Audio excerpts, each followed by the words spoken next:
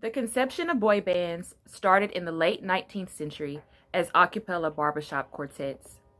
These groups usually consisted of males that sang in four-part harmonies.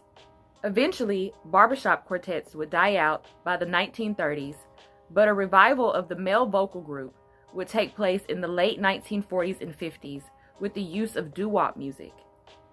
Doo-wop bands sang about topics such as love and other pop things. The earliest traces of the boy band can be traced all the way back to the African American group, the Ink Spots. Soon, this would give way to the conception of some of the biggest boy bands in the world, like the Jackson 5, the Beatles, New Edition, NSYNC, and Young Black Teenagers. Wait, what? 5 years after the Beastie Boys partied their way onto radio and MTV, and 6 months after Vanilla Ice broke through and prompted some critics to shout charges of cultural theft, another white rap group was generating controversy. This is the Young Black Teenagers.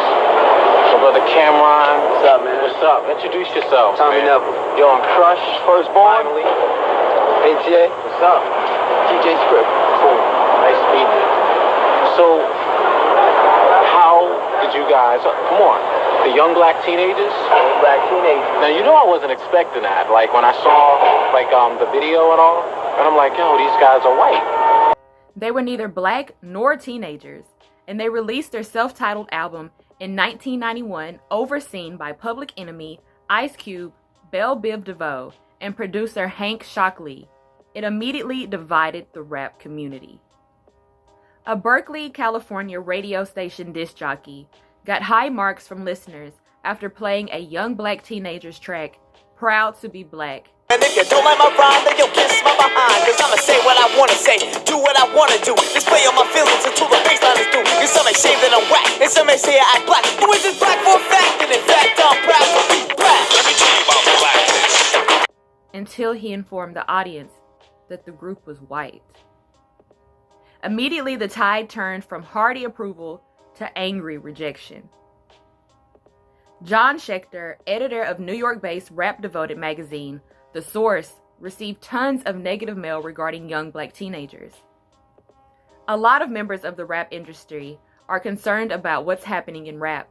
Is it mirroring what's happened to a lot of other music, where white artists would step in and reap the rewards of the pioneering work done by the black artist? But group member Cameron thought otherwise. We're not trying to call ourselves black, because obviously we're white, but the places we grew up in were black, and that's the culture we were into. You take that back home to your family, and they perceive it as trying to be black. That's something we've all been called. It's just a reflection of the stuff we go through from our families. The members of the group, Ron Cameron Wing, Adam Firstborn Wiener, Thomas Tommy Never Barbacia, and DJs Scott Scribble Isolia and Rodney ATA Rivera had known one another from the New York rap scene. They also had backing from their longtime friend, producer Hank Shocklee and Public Enemy. Hank had signed them as the first act to his label, Sound of Urban Listeners, or Soul. The group wasn't always called Young Black Teenagers, however. They were originally called Angels with Dirty Faces, but Hank Shocklee decided to change the group's name to match the story they were trying to tell. The story, as heard on the album, is all over the place. There are hardcore politicized tracks such as Proud to be Black, the first song that they would release, and My TV Went Black and White on Me, rap bragging such as Punks, Lies, and Videotape, and the hip-hop silliness of Nobody Knows Kelly and To Madonna, which were dedicated to the fictional character of Kelly Bundy from Married with Children and Madonna.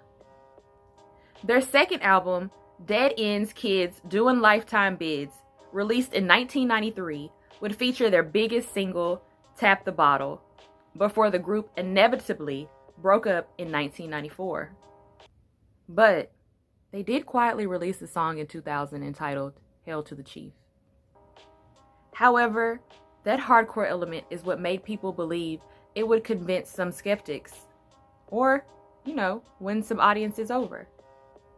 I'd rather have them speaking out and being in the spotlight than Vanilla Ice. I know they are a lot more legitimate and intelligent and a lot more aware of what's going on. However, Schechter, the editor-in-chief of Source magazine, thought that white rappers, no matter how good, would face the stigma for a long time. I have a lot of respect for Hank and defer to their judgment with the name. I know a lot of people were offended by it, but the one thing it definitely did was encourage discussion about race relations, and anything that does that is a good thing. Anyways, if you happen to like this video, please make sure to like, comment, and subscribe to the channel, and I'll see you guys in the next one. Bye.